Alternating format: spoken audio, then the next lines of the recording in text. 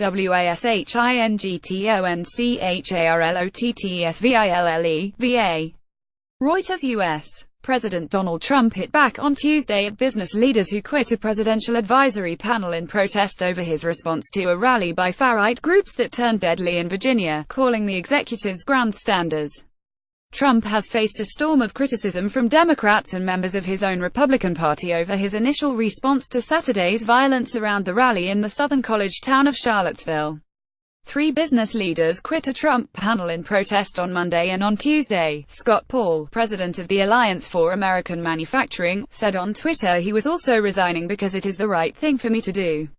Walmart Stores Inc. Chief Executive Officer Doug McMillon, the biggest private employer in the United States with 1.5 million employees, said he would remain on the council to help bring people together but criticized the president. Johnson & Johnson CEO Alex Gorsky also said he would remain on the panel. As we watched the events and the response from President Trump over the weekend, we too felt that he missed a critical opportunity to help bring our country together by unequivocally rejecting the appalling actions of white supremacists, Walmart's McMillon wrote in a note to employees Monday evening. The note was later posted on a company website and accessible to the public. Gorsky said in a statement that, if we aren't there standing up for our belief in diversity and inclusion, or if we fail to speak out when the situation demands it, then we have abdicated our responsibility. Trump bowed on Monday to 2 days of pressure for a more forceful response, singling out groups behind the Unite the Right rally that were widely seen as stoking the disturbances. But he was still clearly frustrated over the reaction to his response.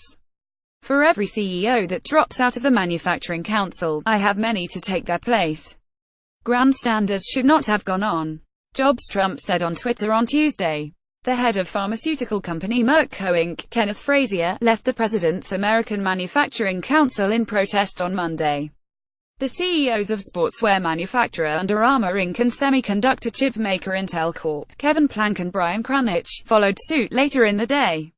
On Monday, Trump had struck back at Frazier, saying in a Twitter post that now he had left the panel, the Merck executive would have more time to focus on lowering rip-off drug prices. Forced and half-hearted criticism of Trump from within his own party has not abated. U.S. President Donald Trump answers questions about his response to the events in Charlottesville as he talks to the media in the lobby of Trump Tower in Manhattan, New York, U.S., August 15, 2017. Kevin Lamarck, U.S. Representative Charlie Dent said Trump's comments on Monday, when he denounced neo-Nazis, the Ku Klux Klan and white supremacists by name, were better than his failed response over the weekend. But it still looked a little bit forced and half-hearted, Dent told MSNBC. A Democratic National Committee statement on Tuesday said in part the president should never keep the American people in suspense about whether he condones or opposes white supremacy. Former U.S. Treasury Secretary Larry Summers hailed Frazier for taking a stand against what Summers said had been Trump's manifestly inadequate response to the Charlottesville violence, and urged leaders in American industry to look to the example. Every member of Mr. Trump's advisory council should wrestle with his or her conscience and ponder Edmund Burke's famous warning that all that is necessary for the triumph of evil is for good men to do nothing. Summers, Treasury Secretary under Democratic former President Bill Clinton, wrote in the Financial Times on Tuesday.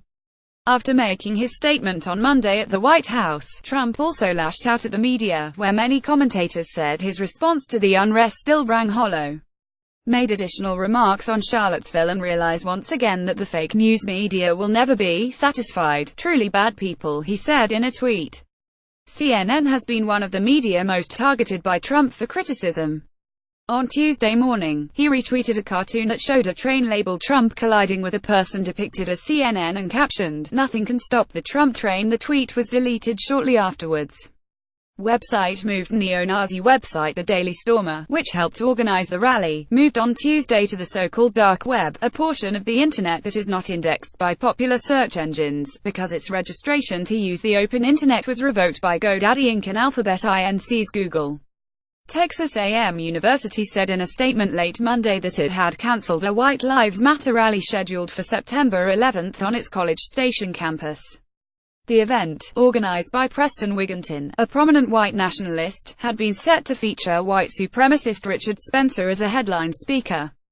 Saturday's trouble erupted after hundreds of white nationalists converged in Charlottesville to protest plans to remove a statue of General Robert E. Lee, commander of the pro-slavery Confederate Army in the U.S. Civil War.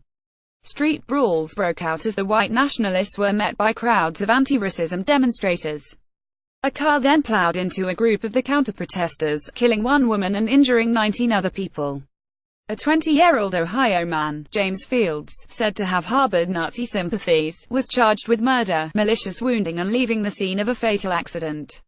The Charlottesville violence appeared to have accelerated a push to remove memorials, flags and other reminders of the Confederate cause. Municipal leaders in cities across the United States have said they will step up efforts to pull Confederate statues from public spaces. Reporting by Susan Heavey in Washington and Scott Malone in Charlottesville, Virginia. Additional reporting by Jeff Mason in Washington, Brandon Shalita in Charlottesville, McKinney Bryce, Timothy Arman and Mohammed Zargam in Washington, Bernie Woodall in Fort Lauderdale, Florida. Writing by Daniel Wallace. Editing by Francis Kerry, Grant McCall and Lisa Shoemaker.